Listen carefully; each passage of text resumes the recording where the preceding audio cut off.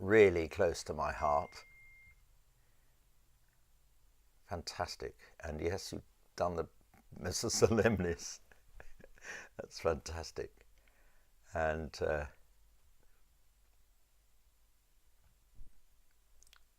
Angela Houlston, I think really that's close to my heart. Familiar name, isn't it? Christine Lee. Fantastic. We seem to be doing more and more things, and it's fantastic that we are, because it's something that wouldn't have been considered before lockdown, and great that Mark came up with this idea. Hello, Nicola. Hello, Christine. Hello, Ellen. We're gradually gathering. USA, Germany. I love seeing everybody from, well, I love seeing everyone from England, of course, but it's particularly nice seeing people from abroad.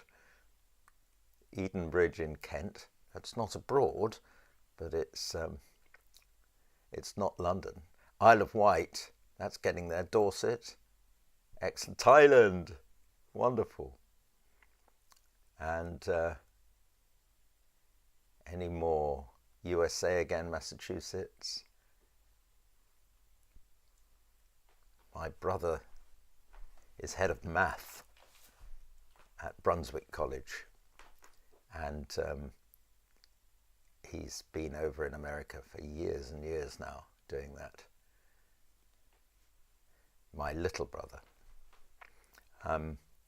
So it's nearly time to start, and in just a moment I'm going to start talking to everybody about Evensong and about what we're going to achieve in the next few weeks.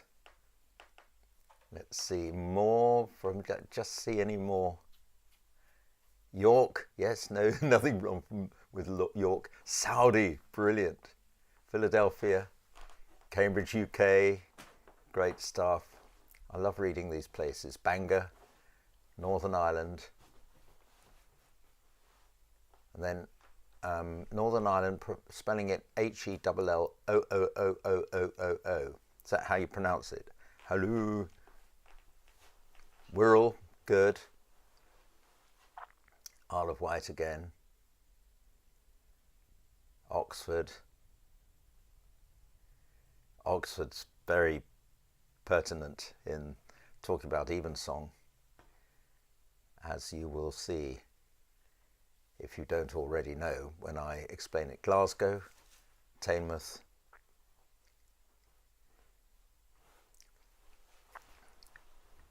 So we're now up to 73, so I will just start talking about what we have taken on in association with the RSCM, the Royal School of Church Music. I think that everybody knows that we at least like to think in this country that we've got some pretty special choral music and some pretty special music. And I'll absolutely, first of all, start by saying that we must preserve it by making sure we give it to our young ones. And there are lots of ways of giving it to our young ones. If anyone wants any ideas, then do ask me, because I have various projects on which I'll tell you sometime about, if you like. But it's just after lockdown going down a little bit, and that means, whoops-a-daisy, we've got to get it going up again with more and more doing it. If we're going to have the richness of our current, we're going to maintain the richness of our current choral offering. So, and for a choral offering, what better to approach than choral evensong? Now, you may not immediately know why choral evensong, why that is very special, but it's I'll just briefly tell you the history of it. It goes back to the Reformation, and particularly the Archbishop of Canterbury then, who in the mid-16th century, who was responsible for helping Henry VIII with his divorces and his appalling marital difficulties, and was right bang in the middle of the Reformation, and a ghastly occasion it was. Everybody convinced, of course, that they were right and that everybody else was not only wrong, but a heretic. And there were people being dogmatic right, left and centre. And in all this, you think to yourself, supposing the founder of the whole business, Jesus Christ, were around, what would he say? He'd say, look, children. Anyway, we battle, we war, we shout at each other. We're certain that we're right. And that's what happened. And Cranmer was in the middle of this ghastly business. He wanted the prayer book to be in English so that people would know about the Christian religion from reading the Bible themselves, and not just by hearing it preached. So that was the basic thing about the Reformation. That's to simplify it terribly, but is that it's in our own language. It had happened in Germany with Luther and the new translation of the Bible into German, and it happened in this country, and Cranmer was at the head of it. But the sovereign was so strong in this that their personal views, unlike nowadays, their personal views had huge influence. And it was Cranmer's hard luck that, having written a prayer book in English, presided over writing of a prayer book in English, which he finished in 1549, Mary then came to the throne, and she was a really staunch Catholic, and she was adamant that he should die for his heresies. That's the Archbishop of Canterbury should die for his heresies. So he was imprisoned for some time in Oxford. It was actually, he was looked after reasonably well. He was allowed to have a servant in prison, but he didn't have his freedom. One time they took him to Christ Church Cathedral and he lived there, but mostly he was in prison.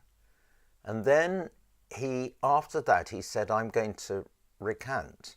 Okay, I was wrong, and I'm going to give a sermon in the University Church, which still exists, by the Broad Street in Oxford, and I will recant all of this and say that you were right after all. We continue as Catholics with Latin Bible and no prayer book and all that. I was wrong. However, and he was due to give that in a sermon in the University Church. He went there, appallingly dramatic. And after that, Mary was adamant that he should still be killed, even if he recanted. So he was then going to be burnt at the stake. But he wrote a different sermon, and he didn't give that one after all. And he said, actually, I was right all along. We should have a prayer book in English for English people to understand. And they grabbed him from the pulpit, they took him out to the road nearby, and they burnt him. And he put his right hand in the flames first of all, saying, this was the hand in writing all this that was at fault, so that should be burnt first. Amazing. If you go to Oxford, please go to Broad Street outside the University Church, and you can look up and you can see the prison where he was, where the prison was, near the gate. But underneath you in the cobbles is a cross in a different colour cobbles. Very clear. That is the place. People don't know this. There's nothing to say it there. You need to know. That is the place where he was burnt. And anyway, one of the things he did was to start Evensong. I'm sure I shall tell you more things about this as time goes on. But he started Evensong.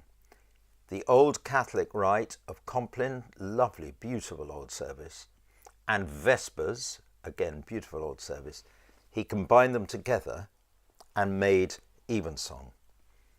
In Vespers, you have a Magnificat, the Song of Mary saying, wonderful, I'm giving birth to the Saviour. And in Compline, you have Simeon saying, wonderful, I've just seen the Saviour, now I can die in peace. So that's a young woman praising God, rejoicing because she's going to have a child, and a special child at that. And then Nunc Dimittis, old man, praising God because he can die in peace.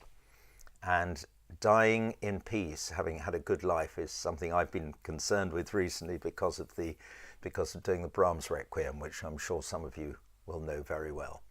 And it's all about that. Anyway, Evensong has this perfect balance between young woman about to give birth, old man about to die in peace. And then there's an Old Testament lesson from the old Jewish Bible, Jewish Old Testament, which I love listening to Old Testament lessons. They're always intriguing. You think, what's that about? And look, you have to go and look it up to find out often. And then New Testament, after which is the sayings of Christ and the doings and the actions of Christ.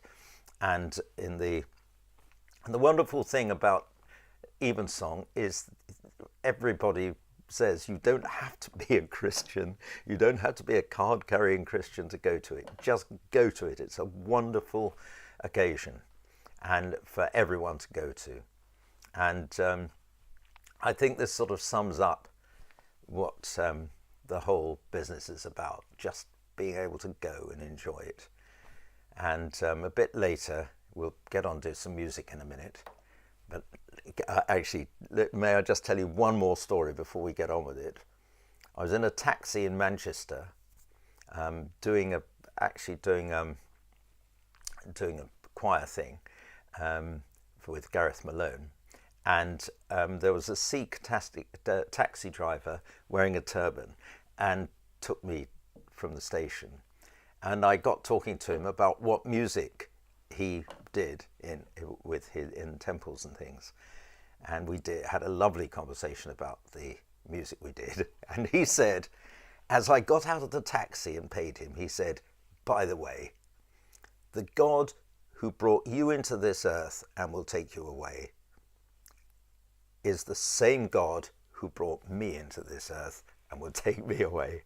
And I thought, what a wonderful thought. And that, I think, for me, sums up the whole business more powerfully than any other statement I've heard. Anyway, let's get on with it. Evensong. Now, this is thank you, RSCM.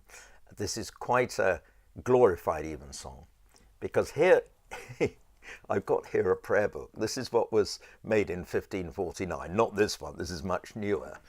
But in looking at it, I've got several versions of it, but in looking at it today, I saw this, which won't mean anything to any of you, but it means a lot to me because it's my mother's prayer book when she was a girl. And I know she must have been pretty young because she spelt her own address slightly wrong. There should be an E in it.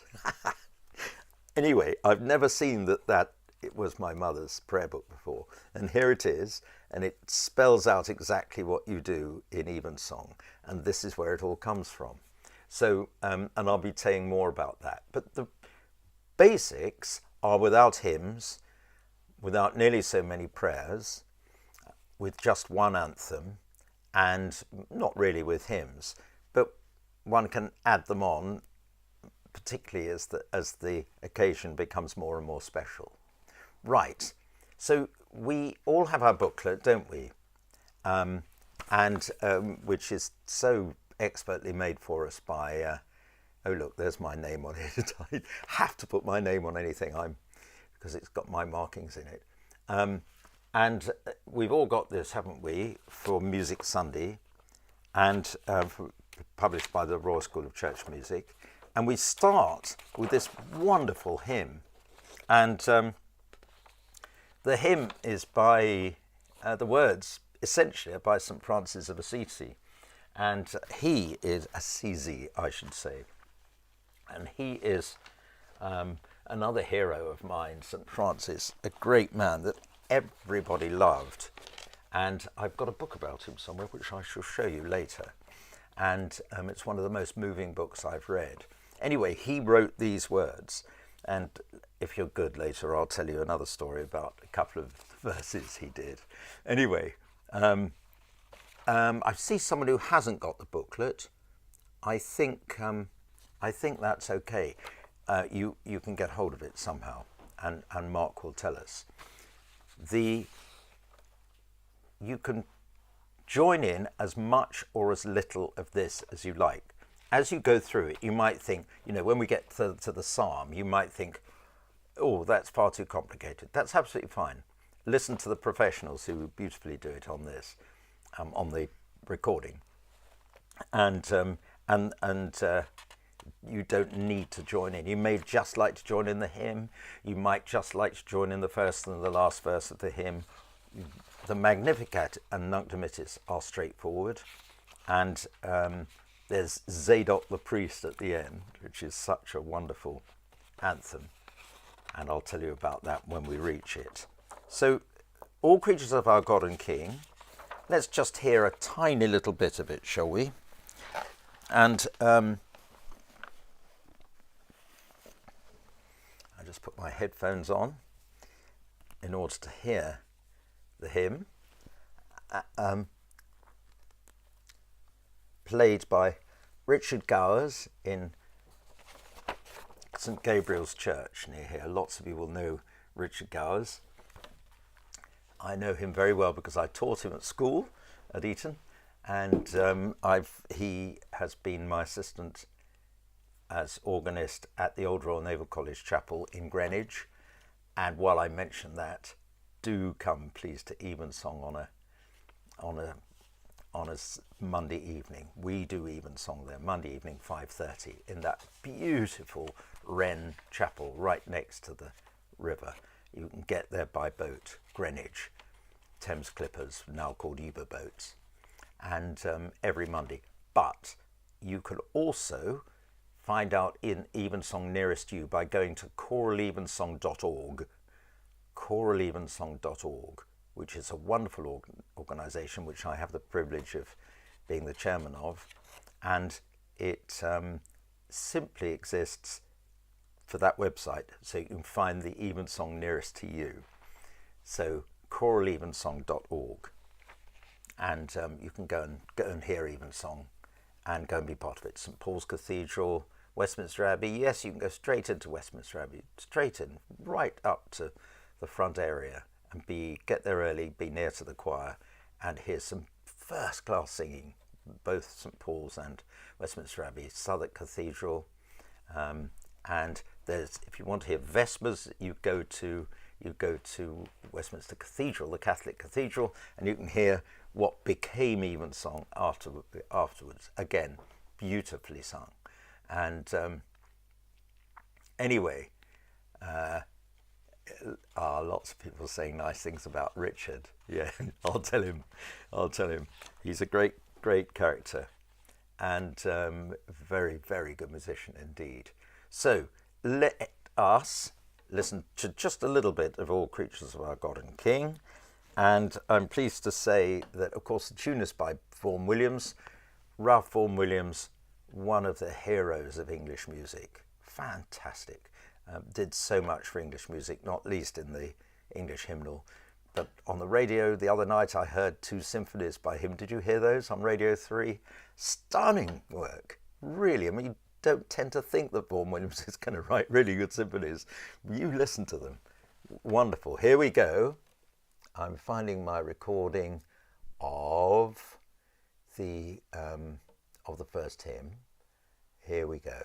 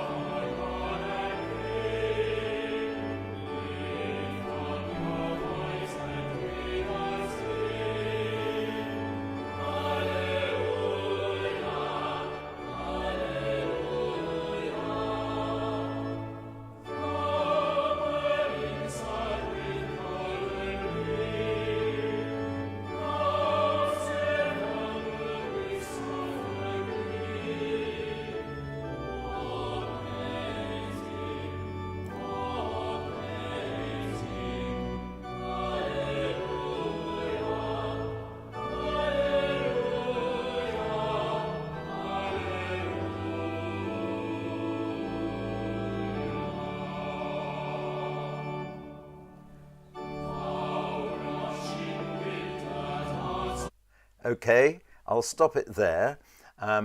Some of you may know the tune. If you don't, just listen to it a few times.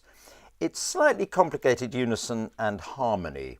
So if you look at the tune, you'll see it says unison at the beginning. I've never quite known why Vaughan Williams wrote that, but it goes da da da dee dum da da dum.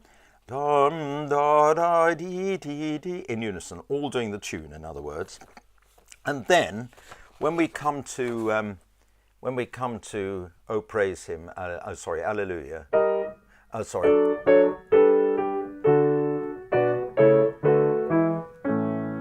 Okay, we go into harmony. Alleluia, Alleluia.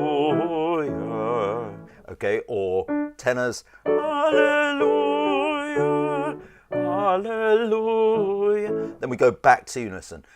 Dee dum dee dee dee dee da dee dee dee dee dee dee. It's written in E flat here, but they did it in D major just because it's slightly easier on the voice, particularly for low voices like me. So every verse has that pattern of unison and harmony. Then the last verse, if you turn over, the last verse has a wonderful descant by David Wilcox, for whom I had the privilege of singing for a year when I just coming to the end of my university time in King's, Cambridge, and I'm very pleased to say I went to see him a month before he died in 2015. A great, great man, about whom there is a lot to say. He did this descant at the end. And all those descants that are best known are by David Wilcox, you know, Hark the Herald, this one.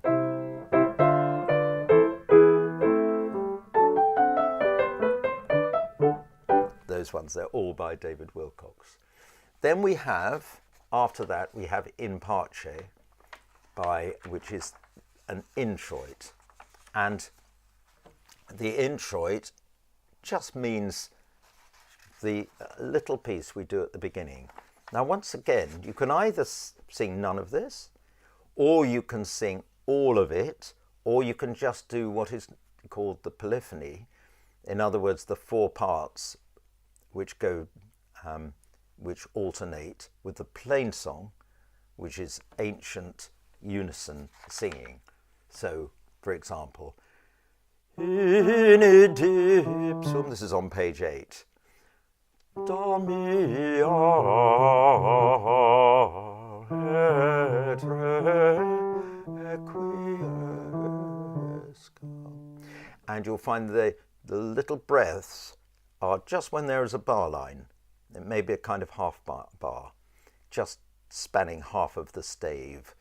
And this is the old plain song way of writing out where you breathe.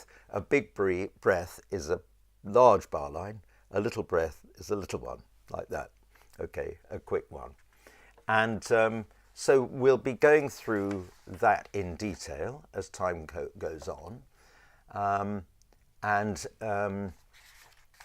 Perhaps I'll play just a little bit of it right now.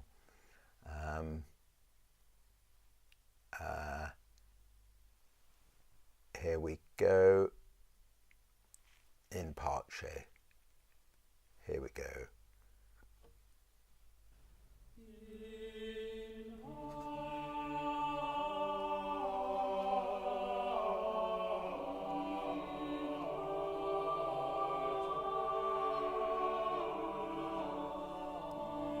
Sopranos, tenors.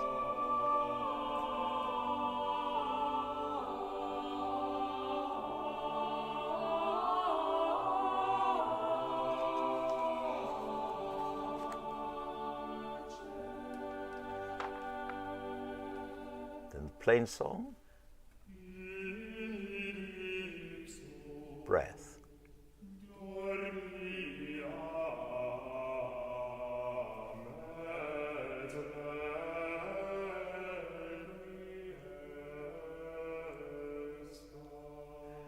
Then polyphony again.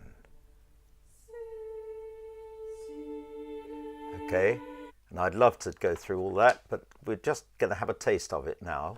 And it's absolutely beautiful. Of course, you can take an extra breath in the plain song, but it'll have to be a quick one if you're not going to get left behind. So that's called the Introit, which is again a little add-on really. And you may say, hang on, I thought all this was going to be in English. I'm delighted that we are a lot more flexible and not nearly so dogmatic these days in certain things anyway. And although I do think it's part of our human nature to cling on to things that are dogmatic, and we like the kind of satisfaction and stability of having things to hang on to about which we can be dogmatic. So please, my friends, tell me if I'm being dogmatic about something and I will rethink. Now, Joanna Forbes Lestrange, splendid composer, she's a marvellous musician, excellent singer herself, has written these Preces and responses. And Preces, same root as imprecations, asking for things, you know, open our lips, please, make speed to save us. So Preces, first of all. So, of course, at the beginning of Evensong, open our lips, please. And Evensong happens, even song means at the even point between daylight and night, just where it's neither one thing or the other. And we're all thinking about possibly turning in, going having some supper, and it's wonderful to have some singing at that point to celebrate that. And so here are some responses. Here we are. Let's listen to a couple of these. Again, sung in St. Gabriel's Church. I'll tell you more about... Here he is.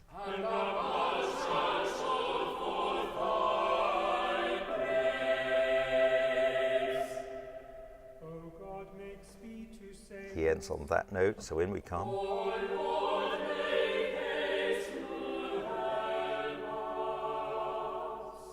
And then glory be to the Father, which is an ancient thing that... And to the Holy Ghost. As it was in the beginning, is now, and ever shall be, world without end.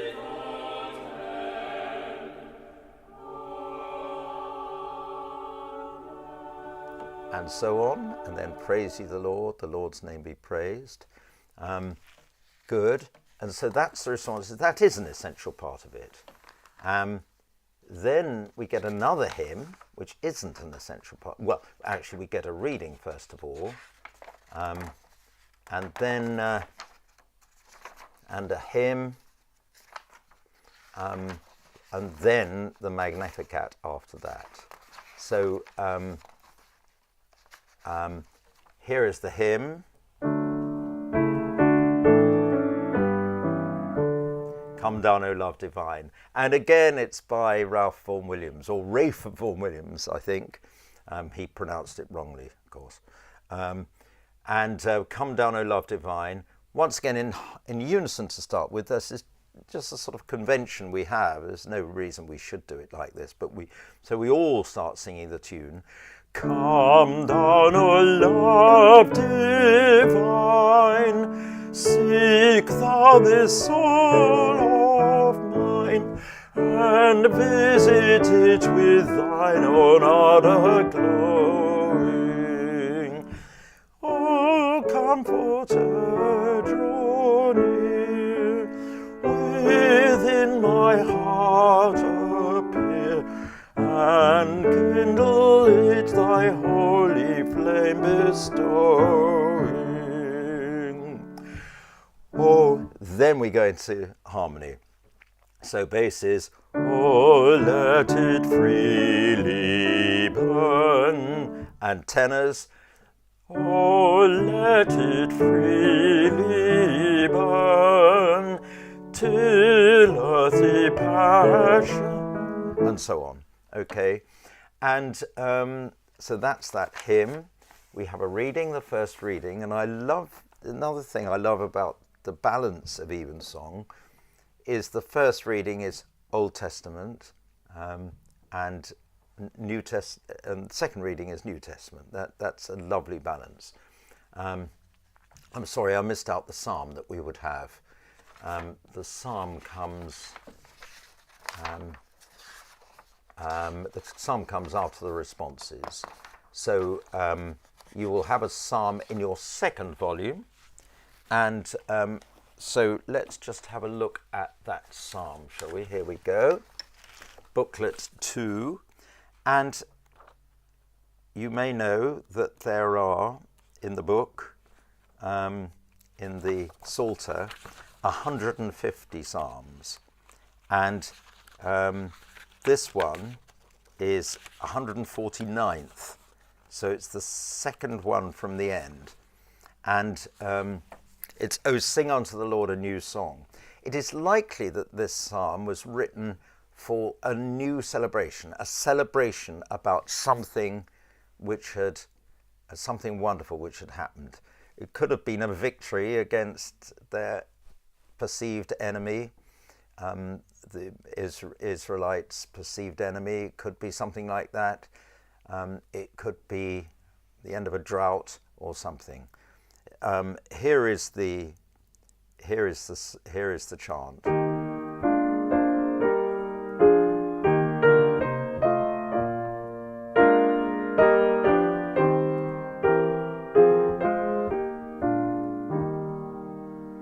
And so, if you're unfamiliar with psalms as sung in the Anglican way, there's no shame about that at all, of course, because so are 99% of the world population unfamiliar with Anglican chant, and it's a very strange and unusual way of doing things. Actually, I absolutely love it, and I think that it's most wonderfully expressive. And so, anyway, I will teach you about how to do it, and you will, and some will not want to because it is quite complex, and others will want to join in with it. It's out of order in the book here. That's why I'm just having trouble finding it. I was looking at it this morning and marking it up. I can't. Oh, here we are. There's an index right here, page 16 in booklet number 1. So let's have a look at it, if you've got it, page 16. So, "O sing unto the Lord a new song. Let the congregation of saints praise thee."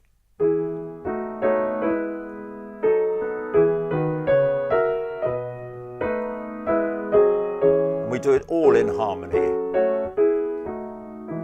"O sing unto the Lord a new song. Let the congregations of saints praise thee. Let Israel rejoice in him that made him. And let the children of Zion be joyful in their king." Okay.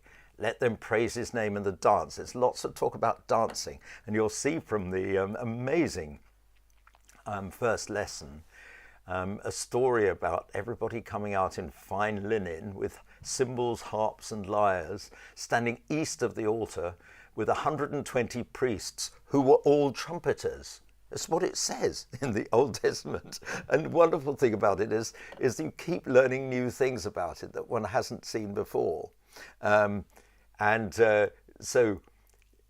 I've never seen this before, that their sons and kindred arrayed in fine linen with cymbals, harps and lyres stood east of the altar, very important, with 120 priests who were all trumpeters. I'm going to tell the priests I know about this and say, I think we need to get together and all play the trumpet.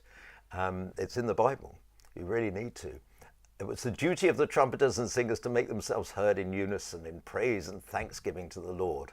And when the song was raised with trumpets and cymbals and other musical instruments in praise of the Lord, and they all sang, for he is good and his steadfast love endures forever. I mean, whichever God you claim to have, if the God is good and his love endures forever, he gets my vote. So I think this is a wonderful first lesson.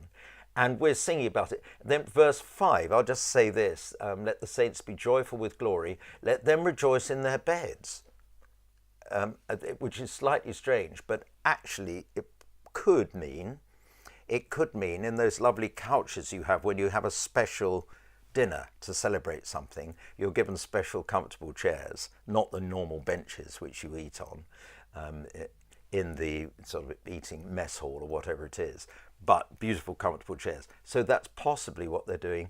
It could also mean that they're in graves, or they could be in these set beautifully for us to look at in statues. And then we get this nasty verse 7, to be avenged of the heathen and to rebuke the people, to bind their kings in chains and their nobles with links of iron. Really?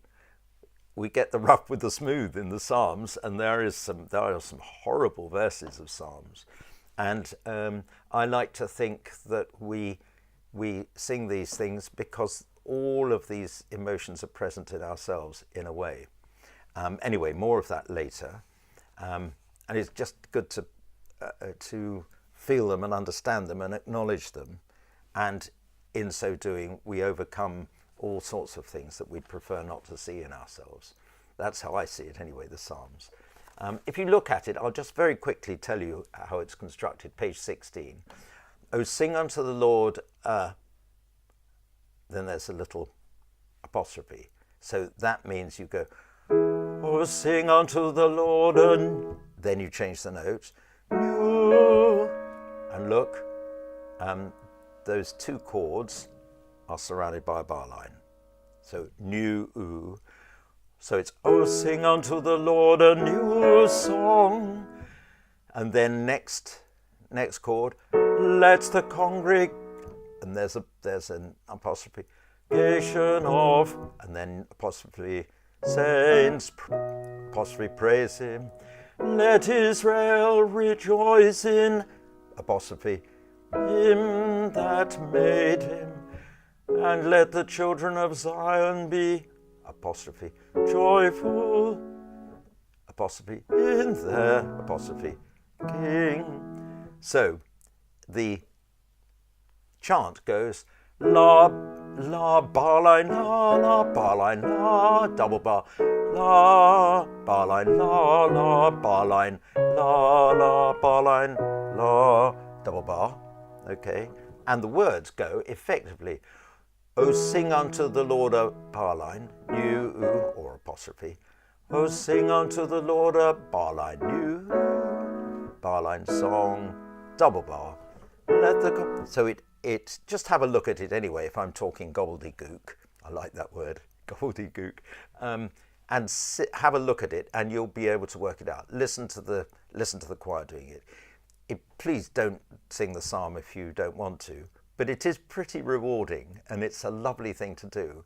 And people do, once you've sung a psalm and you've become hooked on them.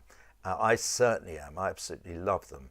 And ever since I sang them in Durham Cathedral in 1970 or something like that.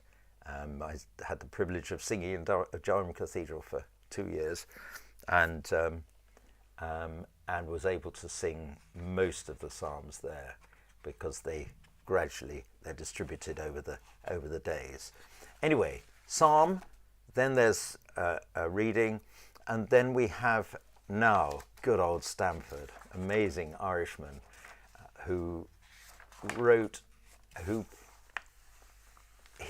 his music seems easy to sing, and it is easy to sing. I say seems.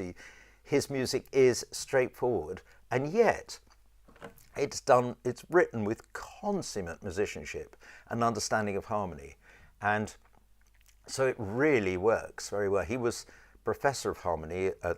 teacher of harmony at the Royal College. He also was, he ran the music at Trinity, Cambridge at one time. He was an organ scholar at Queen's College, which is where I now preside over the singing, Queen's College, Cambridge, the apostrophe after the S. So we do quite a bit of his stuff there. Magnificat, Song of Mary, praising the fact she's about to give birth to a child, and a pretty special child. So let's just sing a tiny bit of this. You can join in now if you like, or just listen, join in later. It's really up to you. And you'll be getting a picture of the things that you can do. And if you can do the whole lot, brilliant. That's lovely. If you can't do any of it, you want to listen to everybody doing it, I just suggest you do a little bit. Say the hymns. Have a go. Just sing. And please, friends of yours that say, oh, I can't sing, they are wrong. I haven't yet met anybody who can't sing. And I'll tell you sometime the trick for showing people how they can sing. And, I'm tone deaf. No. There is an extremely rare medical condition which has some of the attributes that are thought of there, but no, it doesn't exist. No teacher should ever tell a child they're tone deaf. They're not. So let's just listen to a little bit of this wonderful setting. Stanford, here we go.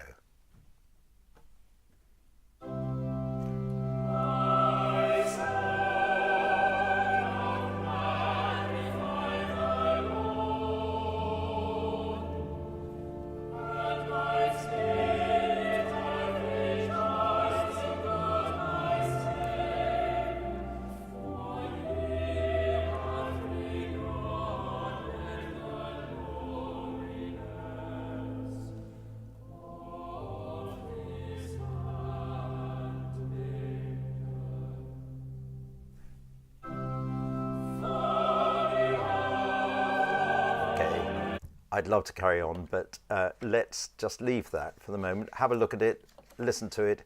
It's an absolutely wonderful setting. And the guide singers that we have are the teacher singers from St Gabriel's Church. I'm sitting now in Pimlico in London, and my local church is St Gabriel's Church, which John Betjeman described as Pimlico Cathedral. It's a beautiful place.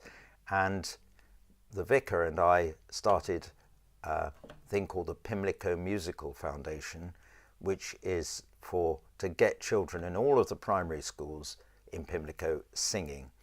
And I love it if they can sing church music, and they come along, wonderfully diverse bunch of people, full of enthusiasm for singing. And there's a Pimlico Children's Choir, and there's the Pimlico Foundation Choir, which is the children who are even keener, and they sing Evensong once a week, and on a Wednesday. Welcome to come to that at 5:30 on a Wednesday during term time. And to sing with them, we have what we call teacher singers. So they are excellent singers who also are good at teaching and helping organise and the foundation. So please do come along and see what we're doing. And actually, a commercial from me. I have an important birthday on the 30th of April. And well, it was important 2 years ago, but we couldn't celebrate it then. So I'm 72 then. And the only Brahms symphony I haven't conducted is Brahms Symphony No. 4. And so I'm doing it on the 30th of April.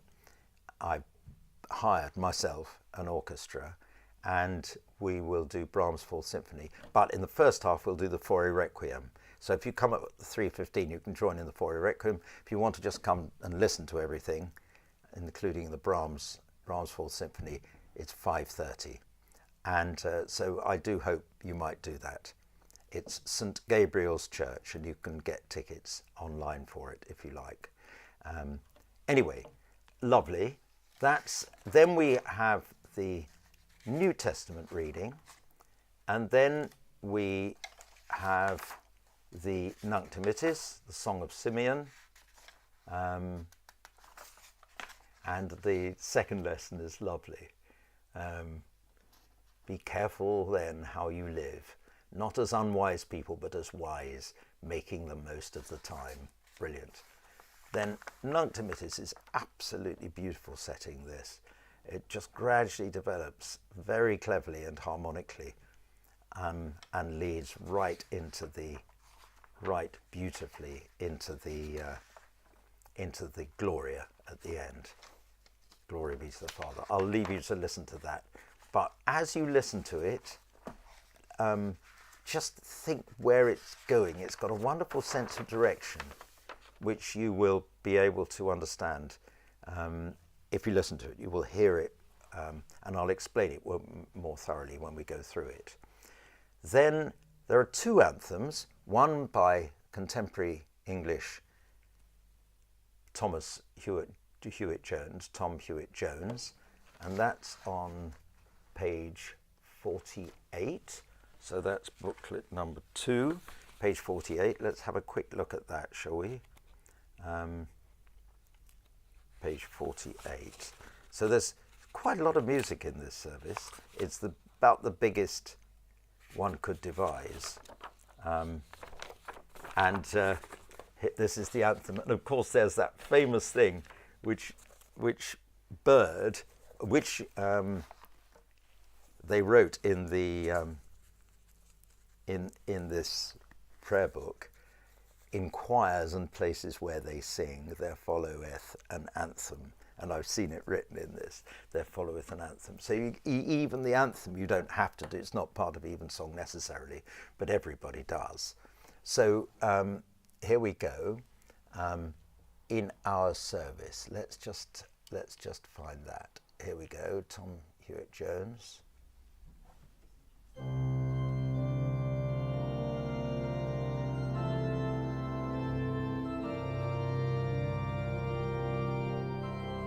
Conducting in two minutes.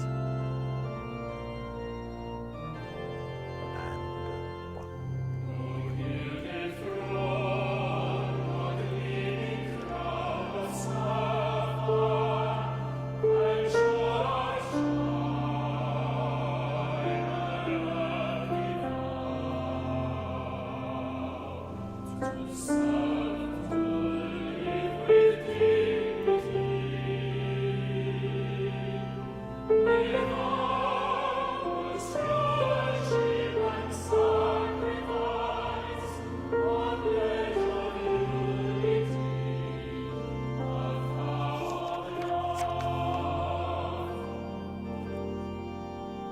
That was in unison.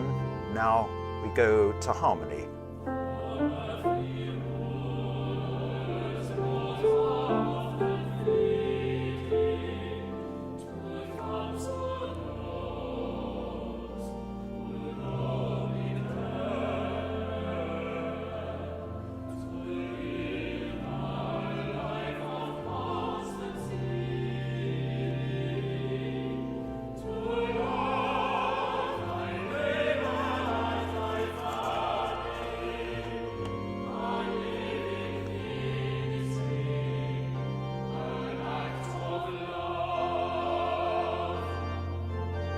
Okay,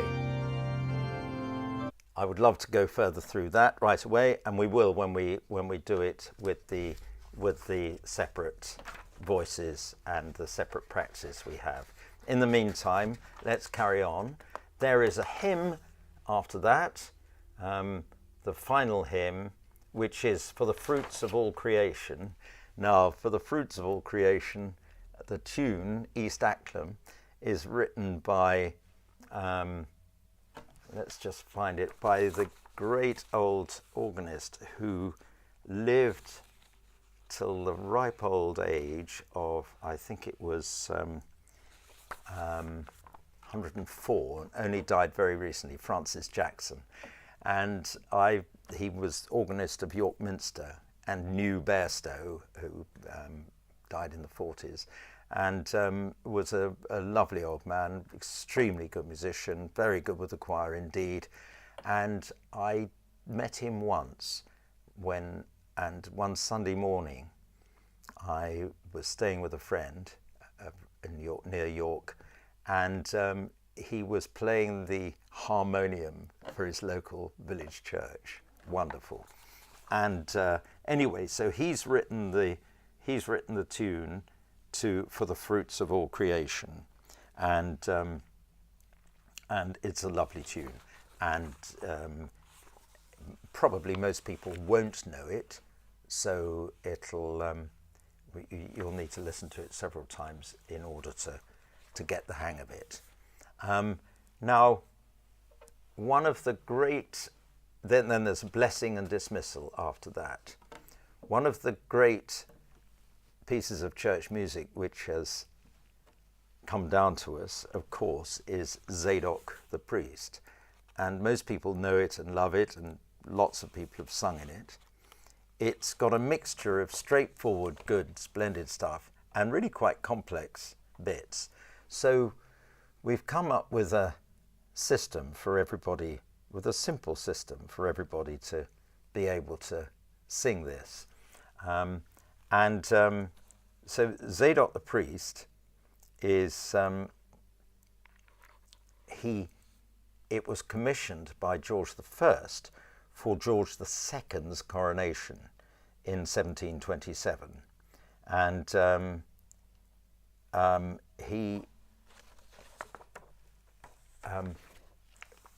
it is said that Handel needed to adjust the length of it at the beginning for walking up the aisle. And I know for the Parry was very careful to time the opening but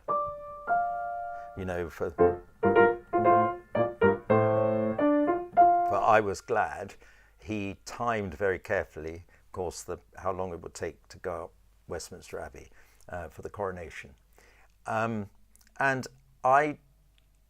recently, Westminster Abbey, bless them, invited people to be vaccinated right in the front of Westminster Abbey, in the choir area, right at where coronations happen, where the new monarch would sit. There we were queuing up to have vaccinations. I thought that was completely wonderful. Anyway, this was written for that place, and I just reflected as I was being vaccinated that this was where kings and queens for centuries had been crowned. It's just such a wonderful opening, and I'm sure lots of people know.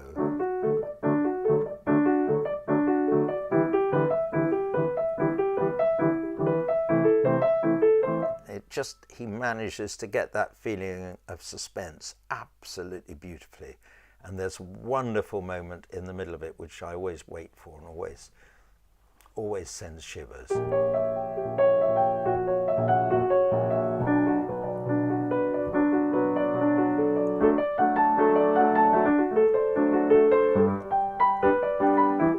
I'm remembering it wrong.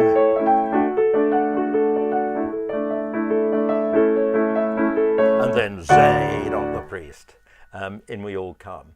So we can all sing that, and that's lovely. Zadok the Priest and Nathan the Prophet, and it's in the 4-part version. So That's lovely. And he wrote it in 7 parts, I think. Oh yes, I found the bit where it's the top of the page, the second bar. And I don't mind if you don't know anything about harmony, but it's nice to know that is a diminished seventh. And you can then later on, there's just time to listen through to it. So we'll end today by listening through to this, and I'll tell you 1 or 2 things. So I'll just stop talking about it now, and we'll go through from the beginning, and then we'll stop bang on. Here we go. Thank you, Richard. This is at St. Gabriel's Church.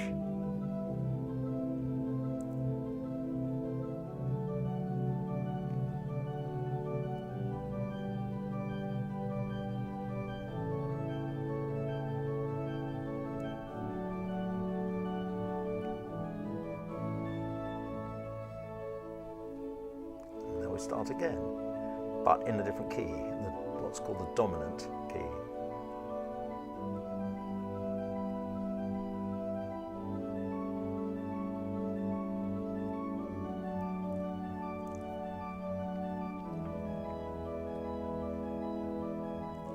Now my great moment is coming up.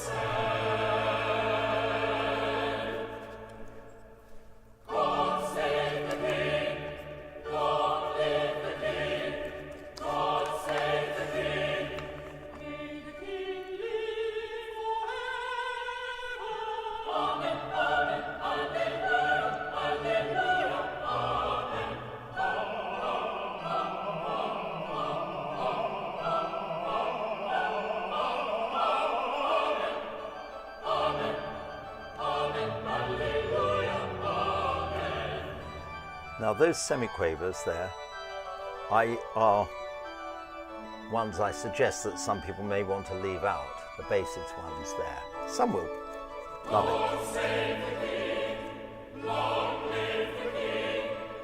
They are difficult.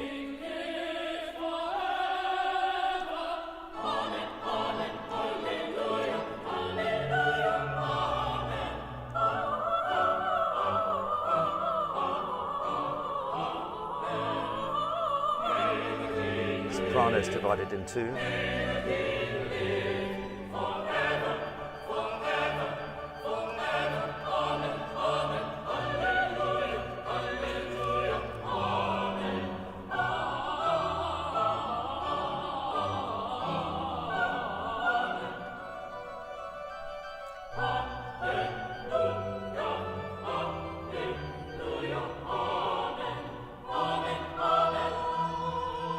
Amen.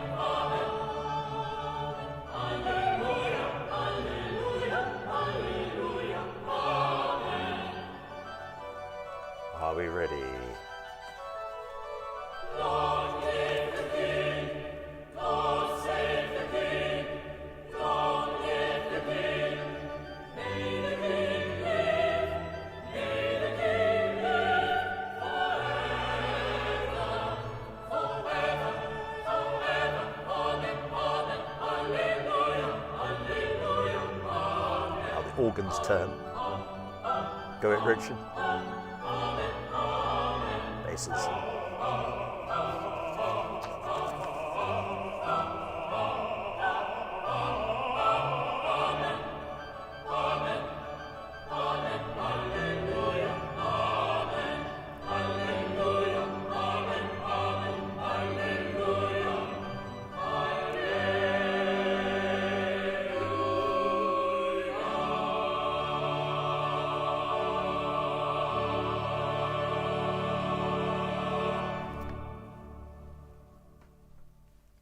Splendid.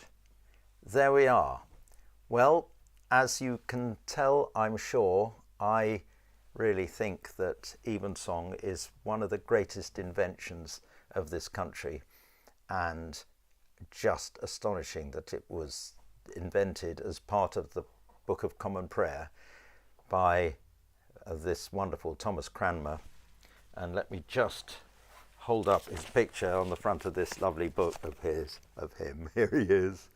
And what unbelievable vicissitudes he went through to produce it.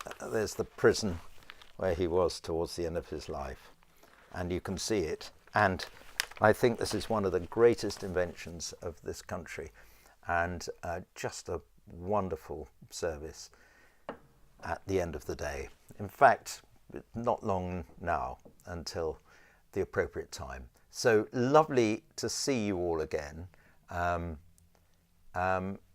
Great to be doing this with you, and with a form that is so close to my heart. Thank you all for doing it. Get others along, and see you all soon. Thank you.